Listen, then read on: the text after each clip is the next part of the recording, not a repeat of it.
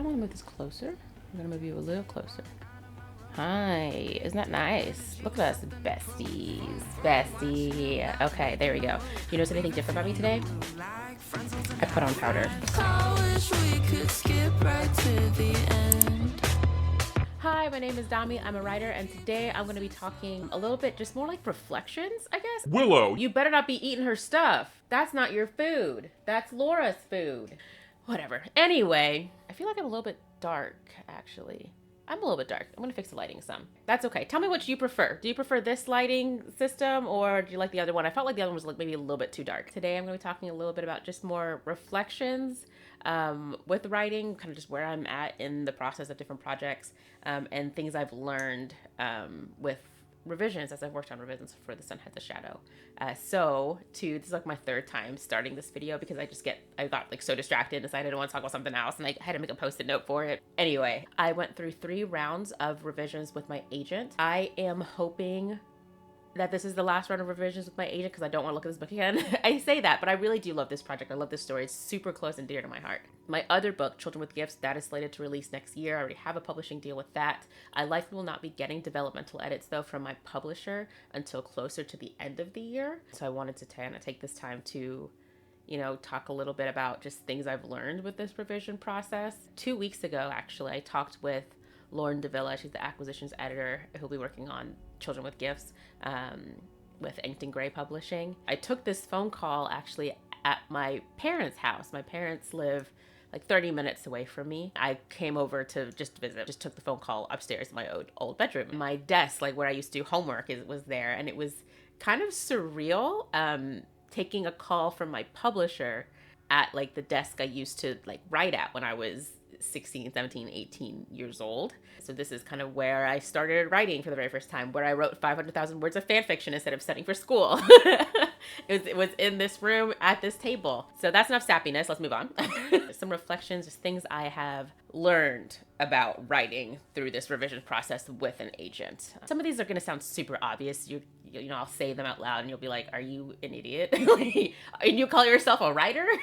Every scene needs to move the plot forward. This, again, this might seem obvious to people because it is freaking obvious, but I realized that there are moments in time, especially doing revisions, that I forgot this, that I did not internalize it. I would just get like super excited about an idea or a concept and would kind of like lose the plot a little bit, literally. The books I'm writing right now, these are young adult novels. What makes young adult YA isn't just characters, ages, but I think pacing is a huge part of it. It's faster paced, and that doesn't mean you need to give up quality to do that, but you have to just be so much more mindful of pacing. I think there are a lot of videos where people kind of complain about young adult novels like not being good anymore. They read a little bit like we just put characters together and just like made them do stuff. I think that's what's missing, is we're forgetting that, especially young adult, like every scene really needs to move the plot forward.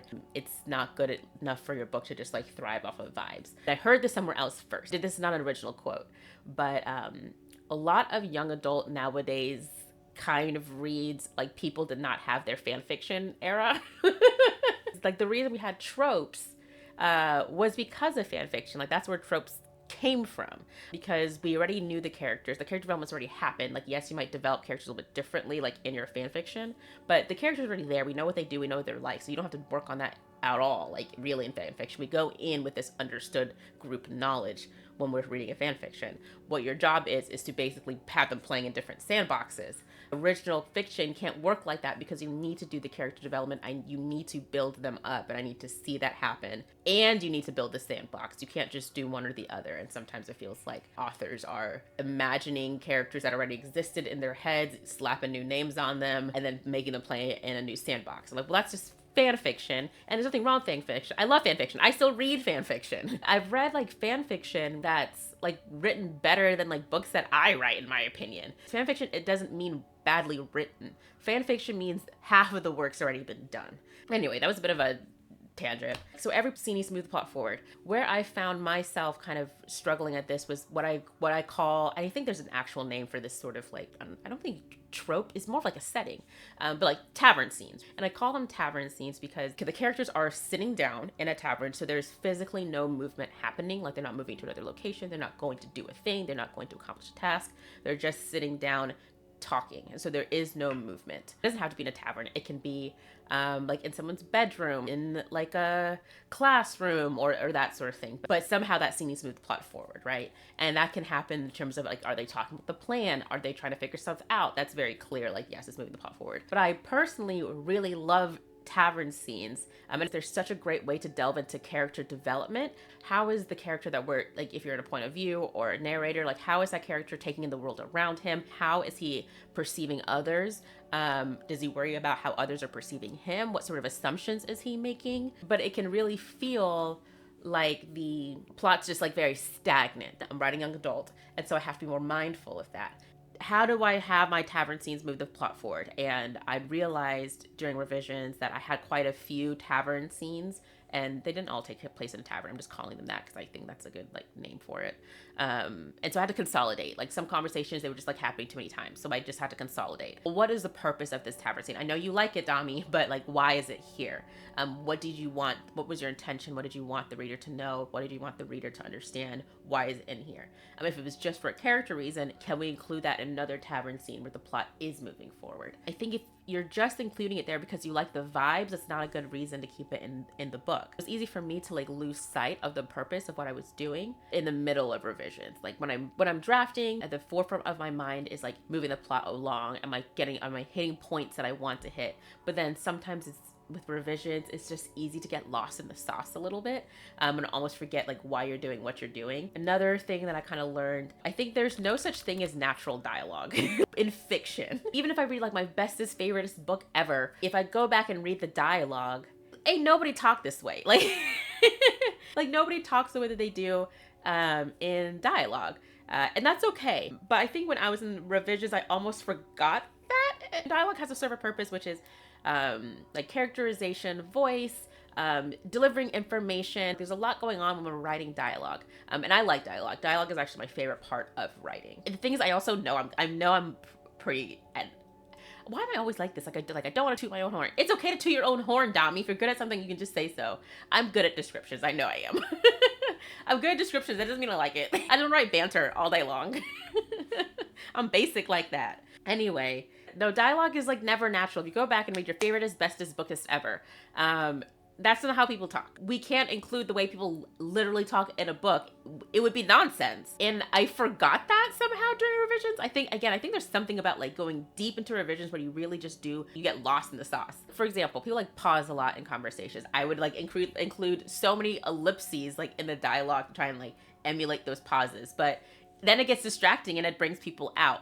You can include the full sentence, even though naturally in dialogue, people might like pause in certain places. It's okay to do that. It's like obviously okay to use ellipses and pauses and italics and things for emphasis. If I were to write dialogue truly like how people talk, it would be so distracting. I need to make everything believable. I don't need to make it realistic. My book has dragons in it. It's not realistic. I need the reader to believe could happen if there were dragons. And so you're like towing this really fine line in dialogue, keep the reader engaged, keep them sunk in, keep them immersed without taking them out. Dialogue that's very stilted, that doesn't sound natural, can take people out, right? But at the same time, like a lot of ellipses where people would maybe naturally pause anyway would also take people out. There's an art to that, where people will give backstory like in dialogue, but in the real world, no one's really doing that. This is obvious. I think this is probably obvious to a lot of people, but something about revisions really gets you lost in the sauce and you forget these things. Another thing, the therefore, but, not and. The rule is pretty simple. Basically, in between scenes, the word that you should be using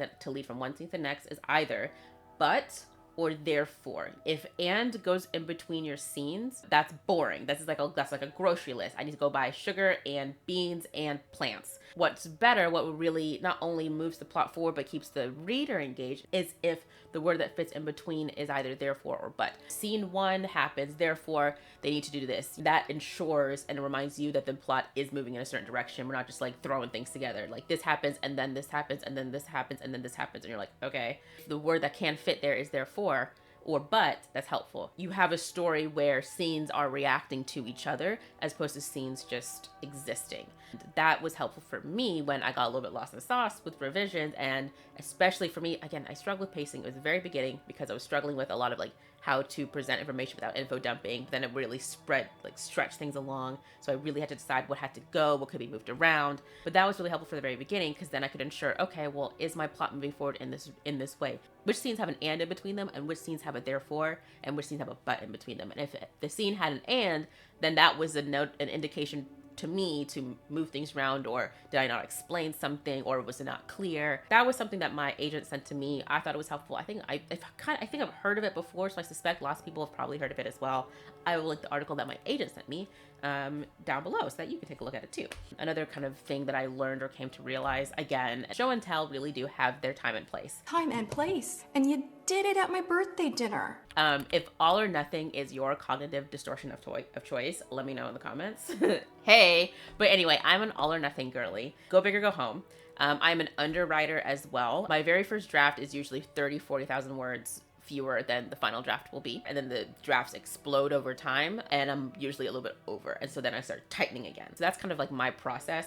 But what comes with that is, again, with this all or nothing, is I will kind of start off with very much bare bones with my very first draft, and then I'll get into like detailing everything, all show, no tell. And so I do all this showing and no telling at all, and then the word count explodes and I need to tighten again. And tightening means that there is a time to tell. I do not have to show all the time.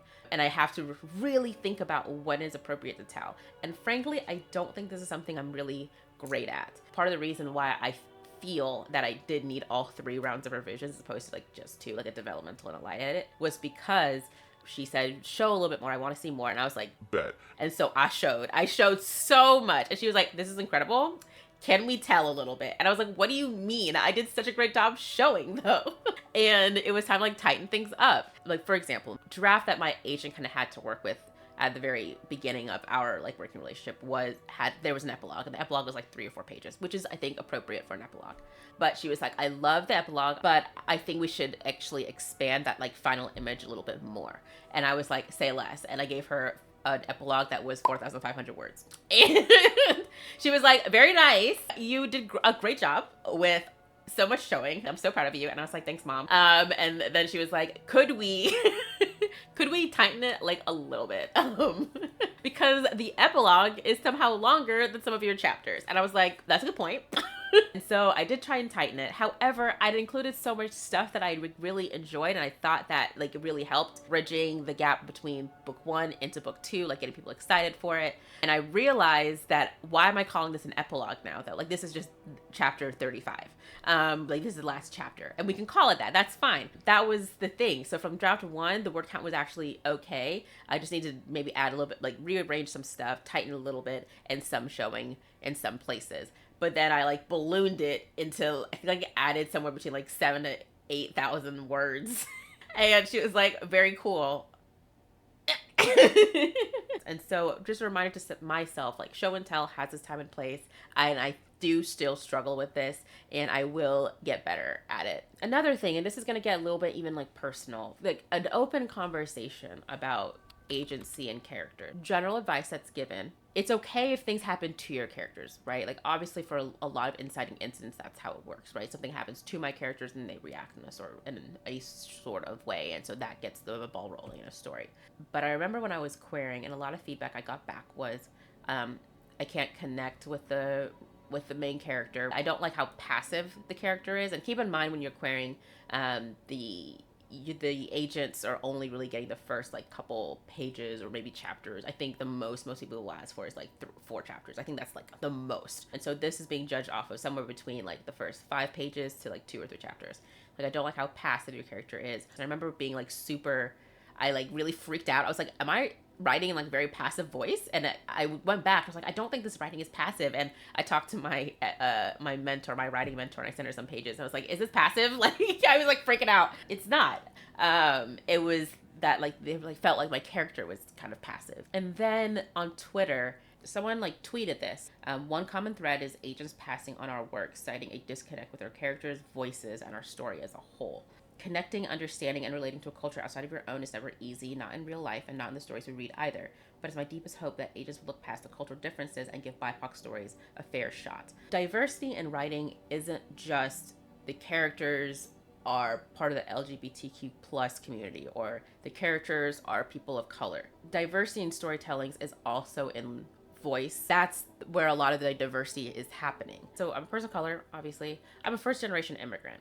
And I can't speak for every single first generation immigrant, right? Like, first generation immigrant means you're coming from anywhere in the world. But I think something that a lot of people who are first gen immigrants can understand or relate to is this idea of keep your head down, shut up, and like get the work done. We just got here. You don't belong here. These are not your people. This is not where you're from. But we're here and we have this opportunity. So shut up, keep your head down, and do what you need to do, and don't get noticed. Survive. That's part of the survival mentality. There's a really great interview that Hassan Minhaj does with Ellen DeGeneres. And I don't remember most of the interview actually, but I do remember he gets on, and this is before, we low-key canceled Ellen DeGeneres. He gets on Ellen's show, and Ellen pronounces his name incorrectly, and he's like, it's Hassan, and Ellen's like, oh, and like and then he corrects her, and then he has to kind of explain a couple times, like, until she gets it right. But he takes like a minute or two to explain, like, this is how you pronounce my name. Later on, he was talking about how his parents watched the interview, and they were just like flabbergasted. They were like, why would you waste time explaining to Ellen how to pronounce your name? Like, you're on Ellen's show. You made it. Incredible. Congratulations. Who cares if she's pronouncing your name wrong? And he was like, I care. Like, it's my name. And it kind of showed this difference between like that first generation, and is it zero gen? I don't know. But first generation immigrants experience, because our parents came in here like not speaking the language, having an accent, and having to really put your head down and trying to provide like an excellent lifestyle or opportunities for their kids. Then we show up, and we lived here for longer, and we get these opportunities, and it's fantastic. And with that comes privileges that our parents like didn't really have. He's made it, right? He's got his own TV show. He's doing all this stuff. Like, he's there. He's on Ellen's playing field. He can say, actually, I would like it if you pronounce my name correctly. And I loved that interview and him actually talking about it later, because it's a perfect example of like that generational difference between our parents and like the first generation immigrant experience with like the demands that we make and our expectations of the world around us. So that difference is very clear, I think, between like my parents' generation, like the first generation immigrant experience. But that's part of the diversity that I don't think people who are not from that background would ever consider, really. And I think both of my stories, a big theme is agency. And it took me a while to realize that this was why. It was because of my own background, like as a first generation immigrant. Like, that's how that diversity is showing up in my story. In Children with Gifts and With the Sun as a Shadow, a big part thematically of those stories is characters realizing that they do have agency, kind of living in a way, in a world, in a society where they are lacking in agency, kind of like that zero generation immigrant like experience where they don't have agency. They have to put their head down. They have to just like, if I shut up and do what I'm supposed to do and toe the line, it'll be fine. And no one will notice me. And that's how I survive. Versus I can actually like use my voice, and I can say something. I can do something. I can see something go wrong. Instead of having to keep my head down, I can actually do something and then say something. That's the immigrant experience. And so my stories are like that. Now, bringing this back to writing. So when I would hear from agents saying your character is too passive, I would be thinking to myself, that's the point. He is, because he's like, I need to put my head down and I need to do this. I need to do this. This idea of like the Western hero is like someone who's like, he sees something wrong and goes to do something about it. Or this happens, and so he gets up and stands up for the people around him. It's such a Eurocentric Western way of consuming media. Even as a kid, and I think that's what makes the main character sometimes, but even as a kid watching young adult like movies and things like that, thinking to myself like, what an idiot. Like, why would you do that? They would go looking for problems. I just was like, yeah, you know how they are in these movies. But I accepted it because I was like, this is just not an experience that I relate to, and that's okay. I can still like enjoy this media. Editing me here, coming to you live from the void, because I don't need y'all acting weird in the comment section, okay?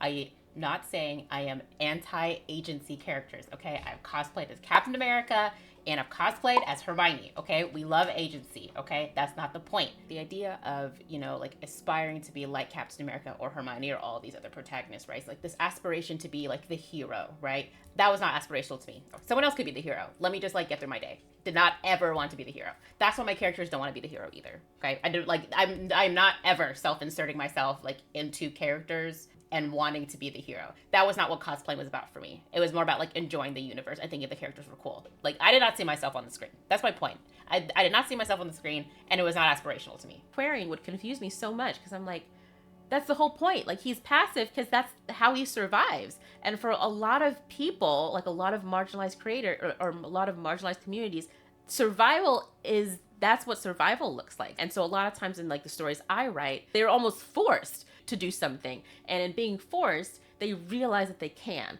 that's part of the character development, but they seem passive on purpose.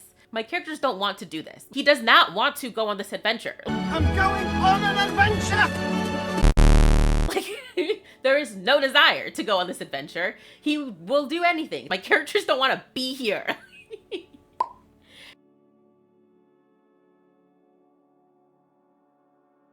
I appreciate this so much with my agent was her like seeing that and recognizing it. She didn't describe my characters as passive at all. My issues with pacing had nothing to do with like the characters being passive. My issues with pacing were more of plot needs to move forward in these really incredible scenes that you have, and there's some redundancies that are happening. Can we consolidate things? Showing more telling. It wasn't that like, can you just change your characters to like be more active, or can you make your characters just like do more? That was never the problem. And so that's part of the reason why I knew it was going to work out with my agent, because she just understood that. If you're pursuing trad pub and you're hearing this sort of issue a lot, hold out for the agent and the team that will understand the story that you're trying to tell. You do not have to make your characters Western to be more palatable. So like this kind of next section is more of what's next on the horizon for me. Children with Gifts, I'm not getting those developmental edits until later this year. So I had this break. What do I do? And what kind of initially comes to my mind is you could work on another story. So there's another book that I say draft 1 is done. It's an adult steampunk fantasy, and I think if I'm remembering correctly, it's around like the 70K word count, which is about 20 to 30K short of where I think it needs to be. I think it needs to be around 90. I don't know what it is, but I'm just like not like as hyped for it. My hypotheses for why this is: one is I'm just like tired and burnt out, so I just need a break. Another is I know I have a lot of work to do. I sent it out to, I don't know if alpha beta readers would be the best term. But I've sent it out to some beta readers. I've received a lot of good, helpful, actionable feedback in terms of how to make it better. And I think that it needs revisions. I need to work on it. I need to expand things. And I think I'm tired of doing that after working on that with The Sun Has a Shadow and knowing this coming up with Children with Gifts. So I don't know if that's why, like I'm just kind of technicaled out, or if I'm burnt out, or if the idea just doesn't sound as great to me. I also have some ideas that are just like one-line ideas that I have pinned to a wall, like behind my computer. And I look at them and I'm like, none of these ideas are also like shocking me, you know? But then, like as I was writing the script, I took a look at my Notion templates, and I have like 3 or 4 other stories that I have written a couple chapters for. I have like a good concept for them. And when I kind of glanced at them, I got a little bit more excited. I think what it is that I'm just technicaled out and burnt out of like revising. I just want to like play in a sandbox again. But for me to come up with like new ideas, like fresh off the dome, is I need to be engaging with art, which is watching movies, watching TVs, going on walks, just doing nothing. My daydreaming brain is allowed to just like come up with like ideas and just vibes. I think because I've been so technically wrapped up with The Sun Has a Shadow, my brain hasn't had the chance to just freely think about randomness. So this next couple of months is hopefully like a good time for my brain to do that. So like playing video games, like that sort of stuff, like is what gets my creative brain going. And which leads me to the end of this video. So first of all, if you've made it this far, congratulations, because I think this video I say this every time, but I know this video is stupid lengthy because I got really rambly. I think I restarted this video 3 times. I have my little sticky note of the things I want to talk about, but I'm like hungry and tired. I don't think I want to talk about it now. You know what, I will.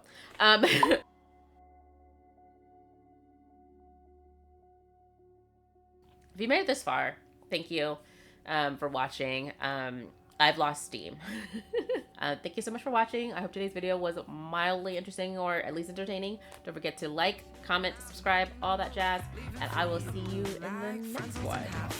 I wish we could skip right to the end.